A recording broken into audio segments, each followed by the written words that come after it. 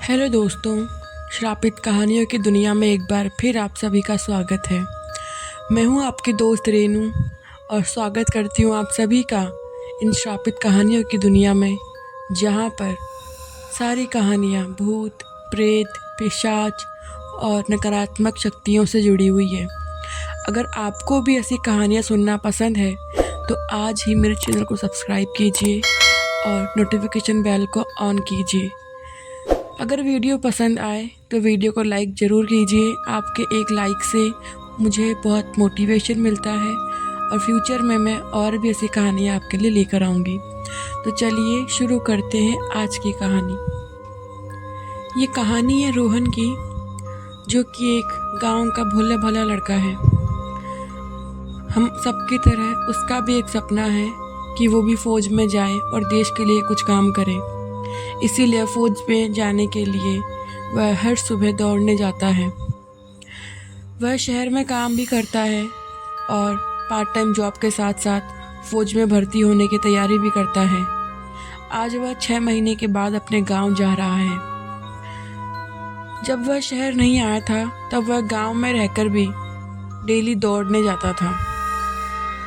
आज भी वह 6 महीने बाद वापस जब अपने गांव आया तब उसे आदत थी कि वह सुबह 4 बजे दौड़ने जाता था। लेकिन बहुत दिनों के बाद जब वह 6 महीने बाद अपने गांव आया तब उसको रात में नींद नहीं आ रही थी। उसका मन बेचैन था। वह सोच रहा था कि मेरे को सुबह 4 बजे तो दौड़ने जाना ही है, क्यों ना मैं अभी ही चल दूं। जब उसने घड़ी में समय देखा तो घड़ी के अंदर 2:30 बज रही थी। उसने सोचा 2-2.5 घंटे की ही तो बात है, 4 बजे जाऊंगा, इससे बेहतर है मैं अभी ही चला जाता हूँ। और वह बिना कुछ सोचे समझे और बिना कुछ कहे जूते पहनकर दौड़ने के लिए चला गया।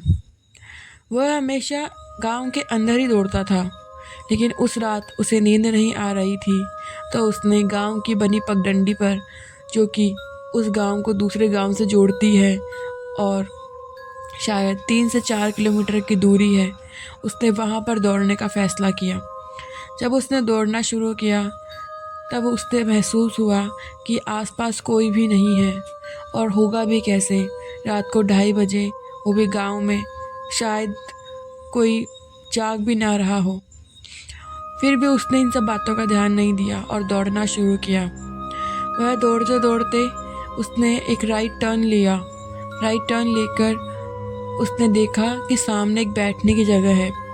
आज वह बहुत थका हुआ फील कर रहा था। उसे लगा कि आज मैं सोया नहीं हूँ और मैंने सफ़र भी किया था, हो सकता है मुझे इसी वजह से थकान हो रही है। तो वह बैठने की जगह पर बैठ गया। एक चट्टान सी बनी हुई थी, सामने बहुत सारे पेड़ बने हुए थे और उसके उल्टे हाथ की तरफ एक कुआं बना हुआ था। वह वहाँ पर बैठ गया। वहाँ पे धीरे धीरे उसे पायल की आवाज़ सुनाई देने लगी। जब उसने अपने आसपास देखा तब उसे कुछ दिखाई नहीं दे रहा था।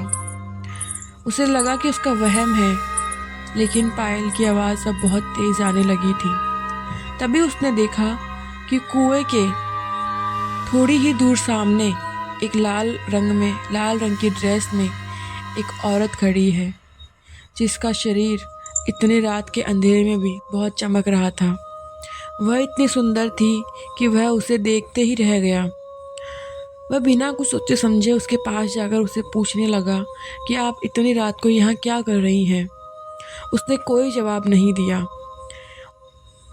रोहन ने फिर से पूछा कि आप यहाँ क्या कर रही हैं, इतनी रात को 2:30 बज रही है। तब उसने कहा, मेरे घर पे पानी ख़त्म हो गया था, मैं 1 मटका पानी लेने आई हूँ। उसने पूछा कि आप इसी गांव की हैं? तो उसने कहा, नहीं, जो दूसरा गांव है जिसको ये पगडंडी जोड़ती है, मैं उस गांव से आई हूँ। रोहन ने कहा, ठीक है, मैं आपकी मदद करूँ? उसने कहा, नहीं, मुझे तुम्हारी मदद नहीं चाहिए। रोहन बड़ा असमंजस में था कि एक औरत अकेले इतनी रात को कैसे आ सकती है। अगर पानी ख़त्म भी हो जाएगा तब भी वह किसी न किसी को तो साथ में लेकर ज़रूर आएगी। लेकिन उसने इतना ध्यान नहीं दिया। उसे बहुत ज़्यादा वीकनेस फील हो रही थी और अब चक्कर भी आने लगे थे। रोहन को समझ नहीं आ रहा था कि अचानक उसे क्या हुआ है। वह उस औरत से दूर जाकर वापस से उस चट्टान पर जाकर बैठ गया और वहाँ पर उसे चक्कर आके वो वहीं लेट गया। जब उसने सुबह देखा तो उसको 5-7 या इससे ज़्यादा लोग गांव के जो उसके थे उन लोगों ने उसे घेर रखा था। वह बिना कपड़ों के वहाँ पर लेटा हुआ था। उसके बदन पर एक भी कपड़ा नहीं था और उन गांव वालों ने उसे चारों तरफ से घेर रखा था।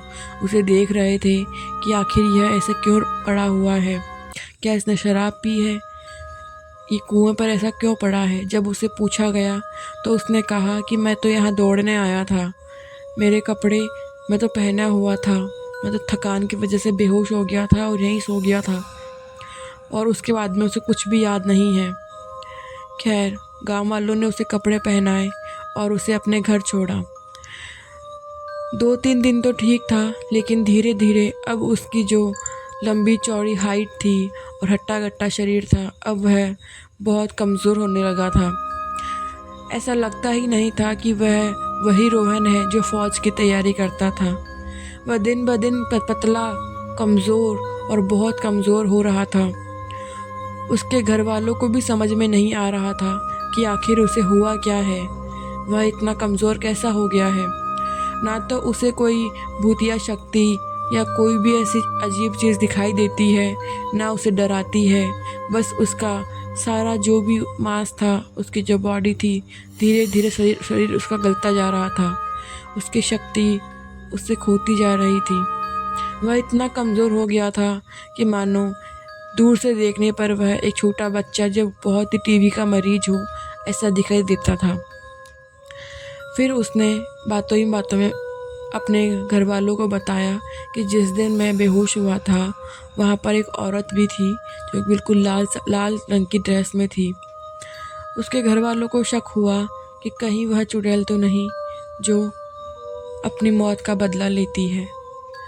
फिर रोहन ने पूछा कि कौन चुड़ैल, क्या बदला। तब उसके घर वालों ने उसे बताया कि आज से 15-20 साल पहले की बात है। वह औरत दूसरे गांव की थी और पानी लेने आई थी।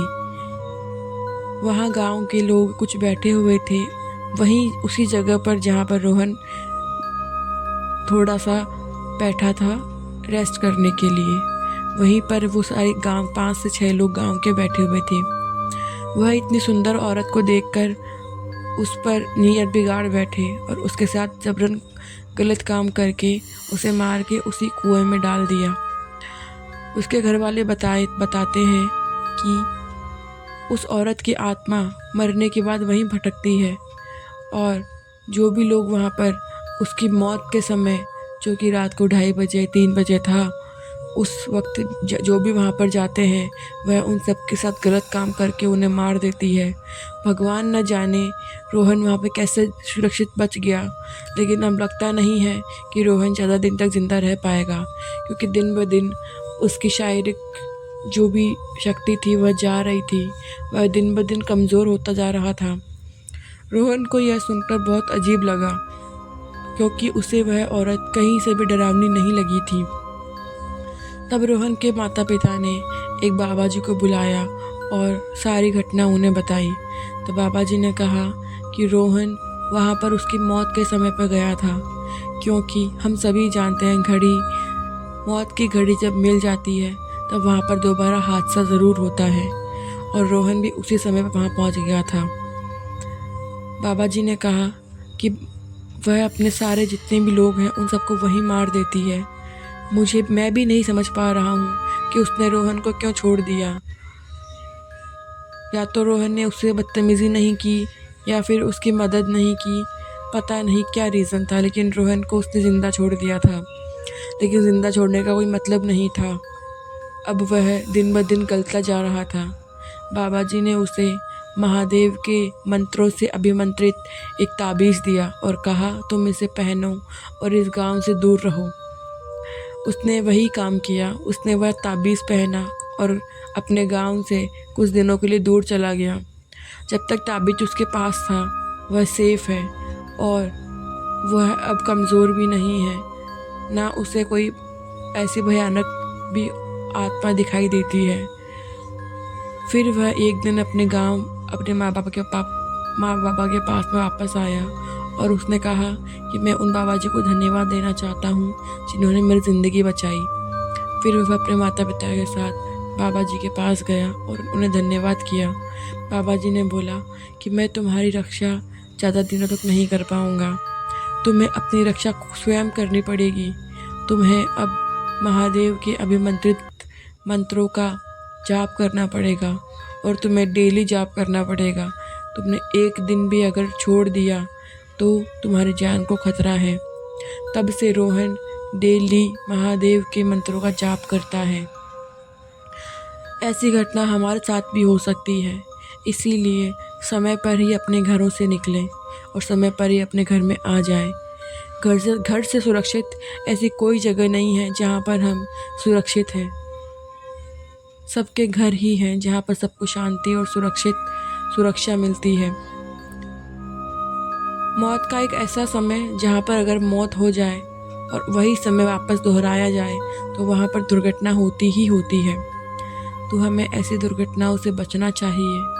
अगर आपको ये कहानी अच्छी लगी है तो आप कहानी को लाइक कीजिए, अपने दोस्तों को शेयर कीजिए और चैनल को सब्सक्राइब ज़रूर कीजिए। आपके छोटी सी हेल्प से मुझे बहुत सपोर्ट मोटिवेशन मिलता है और मैं ऐसी कहानियाँ आपके लिए लाती रहूँगी। धन्यवाद। जय श्री कृष्णा।